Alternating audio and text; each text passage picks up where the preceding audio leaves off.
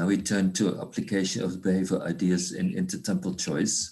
First, I explain 2 ways to live with deviation from this classical stationarity, section 10.1. I start with an example, arbitrage out of non-stationarity. So non-stationarity means you behave not like Homo economicus, but like the behavioral approach. Then money can be pumped out of you, as I will explain. Imagine at this moment you own a soon small payment. Well, soon means in 4 years from now. This is a time axis. So at this moment, imagine you're entitled to receive 100 euro in 4 years from now. You also think about a later payment where you get 5 euros more, only you have to wait 4 months more. That's something else you are thinking about, and you would prefer it. So if you could exchange, if you could get that later larger payment, you would like it so much more, you would pay 10 cents and more to have that exchange. You really prefer it. But let's assume that you are like most people, you violate stationarity.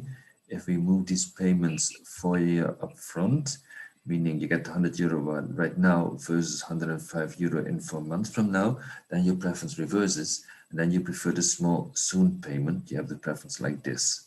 Imagine these are your preferences. The typical way most human beings, most of you have the preferences deviating from what we call rational. I'm claiming I can just pump 10 cents out of you without doing anything. And that quite suggests that there must be something irrational in you. I'll explain how I do it, how I get that money out of you. So for most of you, I could do this. So we are assuming you're now in a situation, you have the right to get 100 euro in 4 years from now. I come to you right now and I tell you, look, I can do something that you will like a lot. I can do you a favor. I can take care that you get more money, 105 euro, only you have to wait 4 months more. Wouldn't you like me to organize that for you? You say, yeah, that would be very nice. I say, it takes 10 cents. You gladly pay it. You want to pay more for that, so you pay it.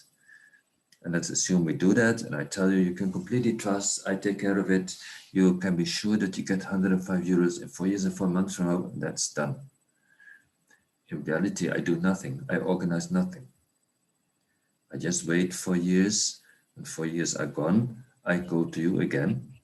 And I tell you, look, we agreed, remember, I promise you, you will get 105 euro in 4 months from now. And that's how it is. You can completely trust me. So that will happen, right? You say, yeah. Then I say, now, I can do something, you will like it. I can improve your situation and do something you really like. I can change the situation such that you get 100 euro right now, rather than 105 euro in 4 months from now. Because you are that non-stationary period. Right now you say, oh, I rather have the 100 euro immediately rather than wait 4 months. So you say, yeah, I'm glad if you do it. I appreciate your help again. And then in reality, I did nothing. I just walk away. Then you do get your 100 euro in the 4 years as it always was. And then, well, that's the end of the story. But what has happened, you are just in the situation that you always were. Nothing has changed. I just pumped 10 cents out of you without doing anything. So this quite suggests there must be something irrational in what you do. Things of this kind, but in more sophisticated manners, are for instance going on in the financial market. There are traders, hedge funds that are specialized in exploiting inefficiencies, inconsistent pricings in the market, like the ones of non-stationary people. The moment there is something in the market like that, then their computer programmer within a split second will exploit it. So that's one situation in which these things are happening and which is important to avoid these things. In general, there are 2 ways to live with this violation of stationary. If you are such a non-stationary person, one way that people can live with it is being naive. The naive people, they don't realize that in the future they will behave differently. In that example we just saw, in the beginning they will think, oh, in 4 years, rather I have the big money in 4 years and 4 months from now. And they don't realize that if in 4 years from now they get the choice again, that they will deviate. They're not aware of that. So they're a bit dumb in that regard. Sophisticated people are more clever. They are aware of it. So they may think, Right now, I would prefer that in 4 years from now, I wait 4 months more to get 105, but I know in 4 years from now, I will not have the patient, I will not do it. So they reckon with it and they minimize damage. For instance, in the example I just told you, if they know before what I am planning to do, the naive person will still fall victim, because the naive person will not realize that in 4 years, when I come back to him, that he will do differently than what he wants now. The sophisticated person, if knowing beforehand about that situation, will not fall victim, because the sophisticated person will know, oh, in 4 years, I'm going to do something dumb that I don't like now, so I should not get into it. And the sophisticated person will not engage in any of the traits that I propose. So in that sense, usually the sophisticated person is better off than the naive person. Well, the rational person is best off, but at least relatively speaking, it's not always the case. There are situations in which naive is better than sophisticated, but mostly it is like I just said. Another example where the two behave differently is with getting up in the morning.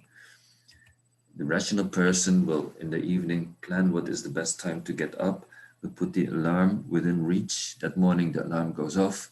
The person will silence the alarm so that unpleasant noise stops soon, but will get out of bed and do what is good.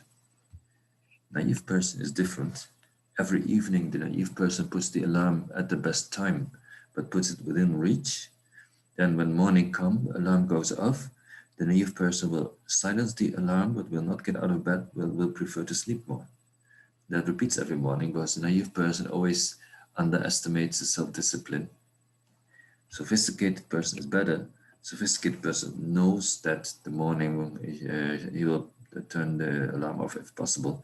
So then the sophisticated person, reckoning with it, with the future weakness, so to say, will put the alarm out of reach, so that in the morning when the alarm goes off, you cannot turn it off easily and must get out of bed. So that way it must get, will be in time and all these things, but has a bit inconvenience of this unpleasant alarm in the morning. So here again, the rational person is best off, sophisticated second best, naive is worst. That's how people can or have to live with these situations. Now I go to elaborated examples, but that will be in the next recording.